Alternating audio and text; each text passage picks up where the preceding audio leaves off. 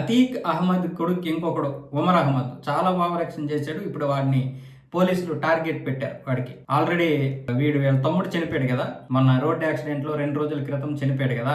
వాడి అంత్యక్రియల కోసము లక్నో నుంచి ప్రయాగ్రాజ్ బయలుదేరాడు. ఒక 30 కార్లను ఫ్యాన్స్ తో వేసుకొని బయలుదేరి వెళ్ళాడు, పెద్ద పోటుగాడిలాగా. సరిగ్గా ఎక్కడంటే వీళ్ళు తెల్లవారుజామున 3:50 నవాబ్గంజ్ టోల్ ప్లాజా వద్ద, అందులో మొత్తం ఈ కార్లు 30 కార్లకు చెందినటువంటి వారు కూడా టోల్ ఫీజు కట్టకుండా ముందుకు వెళ్ళిపోయారు. దాంతో టోల్ ప్లాజా దగ్గర ఉన్నటువంటి సిబ్బంది వీళ్ళని అడ్డగిస్తే, ఎక్కువ చేశారంటే ఎక్కువ తక్కువ నకరాలు చేస్తే తొక్కించుకొని వెళ్ళిపోతామని భయపెట్టారు. భయపెడితే అక్కడ ఉన్నటువంటి మేనేజర్ వాళ్ళందరూ భయపడిపోయి వాళ్ళకి దారి ఇచ్చేశారు. వాళ్ళేమొచ్చేసి వెళ్ళిపోయారు, ప్రయాగ్రాజ్ వెళ్ళిపోయారు. వాడి అంత్యక్రియల్లో పాల్గొన్నారు. పోలీసులకి ఏమొచ్చేసి వీళ్ళు కంప్లైంట్ చేశారు. కంప్లైంట్ చేస్తే మొత్తం ముఖ్యంగా మొదట 28 మంది డ్రైవర్ల మీద, ఏదైతే టోల్ ప్లాజా రూల్స్ ప్రకారం డ్రైవర్ల మీద కేసు పెట్టాలో వాళ్ళే కదా టోల్ ఫీజు కట్టాలి, లోపల ఉన్నటువంటి వారు ఎంత ఇచ్చేసినా సరే, వాళ్ళ మీద కేసులు నమోదు చేశారు. తరువాత దీనికి ముఖ్యమైనటువంటి కారకులు బెదిరించినటువంటి వారిని ఇప్పుడు ఆ సీసీటీవీ ఫుటేజ్ చూసి వాళ్ళందరి మీద కూడా కేసులు నమోదు చేస్తున్నారు. 30 కార్ల మీద అంటే ఇంచుమించు 200 మందికి పైగానే ఉన్నారు వాళ్ళు. సో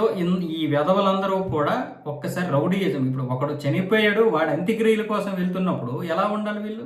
అంటే ఎంత ఒళ్ళు కొవ్వో చూడండి. ఇప్పుడు యోగి ఆదిత్యనాథ్ వీడి మీద టార్గెట్ పెట్టడంలో తప్పేముంది?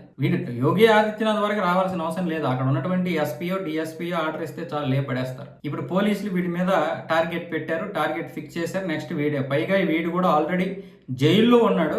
వీడికి బెయిల్ ఇచ్చారు. బెయిల్ ఇచ్చి పూచీకత్తు మీద విడుదల చేస్తే వీడు ఇంత ఓవర్ యాక్షన్ చేస్తున్నాడు. ఇద్దరు అన్నదమ్ములు ఇప్పుడు జైల్లో ఉన్నారు. ఒకడేమో చనిపోయాడు, అతీక్ అహ్మద్ చచ్చిపోయాడు. వాళ్ళ భార్య ఏమొచ్చేసి ఫరారులో ఉంది ఇంకొక హత్య కేసులో. ఇలా ఉంది వీళ్ళ బ్రతుకు. యోగి ఆదిత్యనాథ్ వచ్చాక చెట్టుకొకరు పుట్టకొకరు. కానీ ఇలాంటి కొవ్వు పనులకు మాత్రం ఇదేం లేదు. ఇలాంటి చెత్త వేధవులకి ఈ యొక్క కొవ్వు అయితే ఉంటది. కానీ యోగి ఆదిత్యనాథ్ కాకుండా ఇంకొకడు అయితే, ఇక్కడ సమాజ్వాదీ పార్టీ అయితే ఈ లెక్క ఇక్కడ వేరే ఉంటది. 300 కార్లతో వెళ్ళేవాడు.